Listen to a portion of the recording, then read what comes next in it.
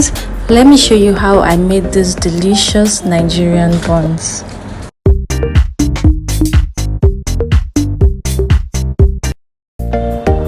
For this recipe, we're going to be using 3 cups of flour. So what you're going to do is gently sieve 3 cups of flour into a deep bowl. Okay, this recipe is a very simple Nigerian buns recipe. If you're like me and you don't like the scooping method, or you don't want to get your hand messy, then this recipe is for you.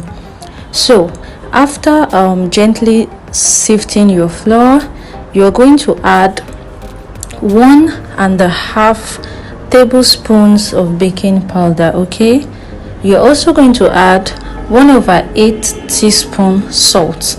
So this will be your dry ingredients. Mix it together and set it aside, then prepare your wet ingredients.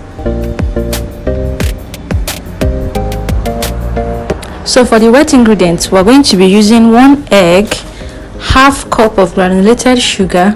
You're going to mix the egg and the sugar carefully so that you can dissolve the sugar properly. After that, you add 1/2 teaspoon of vanilla extract and 3/4 cup of liquid milk. Mix this together thoroughly and your wet ingredient is ready. So back to the dry ingredients, we'll add 1/4 cup soft butter. All right, you can also use soft margarine. So you're going to mix this into your dry ingredient until it resembles breadcrumbs, or until you are sure the butter is thoroughly mixed.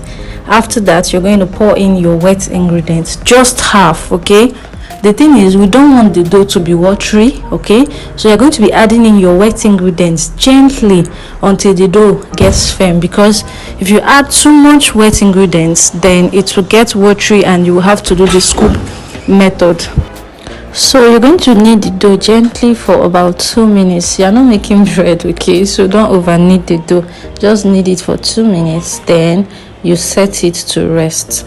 You're going to let it rest for about 15 minutes. Okay, so after 15 minutes your dough is ready. Flour your work surface. Okay, this is where you are going to be cutting the dough. Then set the dough down, bring your dough cutter or your knife and divide the dough into 2 parts. You are going to be working with 1 part after the other, so wrap the one that you are not starting with and then cut the dough you are starting with into smaller pieces. Okay,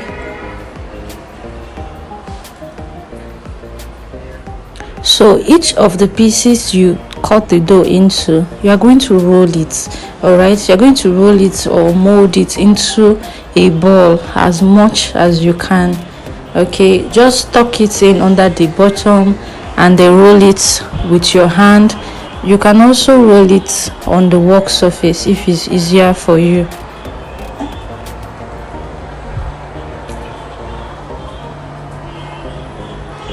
So after rolling it, drop it on a plate that you have powdered with flour.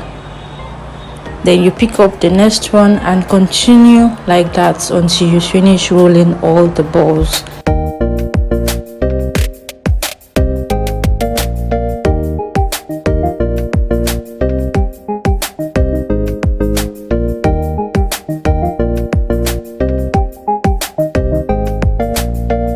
After rolling all the dough, then you're going to let it rest again for another 10 minutes. My camera died, so I didn't film that. So this is after I've let the dough rest. I heated some oil in a pan, then I added a little dough to test for hotness. Once the dough starts to sizzle, you know that your oil is ready. So gently adding the dough you have rolled.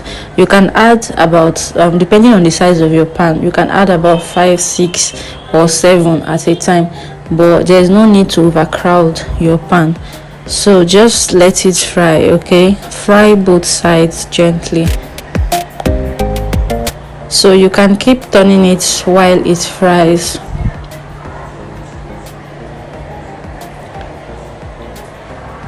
So when it looks golden brown like this, it's ready. Enjoy with tea, yogurt or any other beverage.